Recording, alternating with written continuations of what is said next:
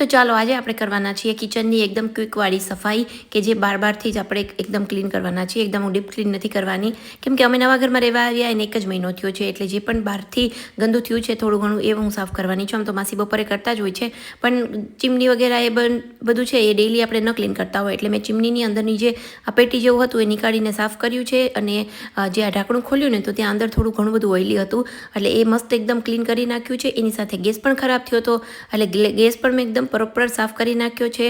અને એકદમ જે આપણું પ્લેટફોર્મ છે ને ત્યાં પણ ફ્લોર ક્લીનર નાખી અને મસ્ત મેં લાસ્ટમાં પોતું મારી દીધું છે કે જે પણ કીડીઓ અને વગેરે આતે આવતું હોય તો એ પણ ના આવે. એકદમ મસ્ત જો સફાઈ પ્લેટફોર્મની થઈ ગયા પછી અહીંયા ગોરા પાસે આવી છું. ગોરો ધોઈ પાણી ભરવા મૂકી દીધું છે અને એની આજુબાજુમાં જે પણ બી ટાઇલ્સ વગેરે છે ત્યાં પણ મેં પોતું લગાવી દીધું છે. મેં છે ને મેટ ટાઇલ્સ સિલેક્ટ કરી છે કે જેનાથી એકદમ આપણે પોતાના જે વડિયા છે ને એ ના દેખાય એટલા માટે.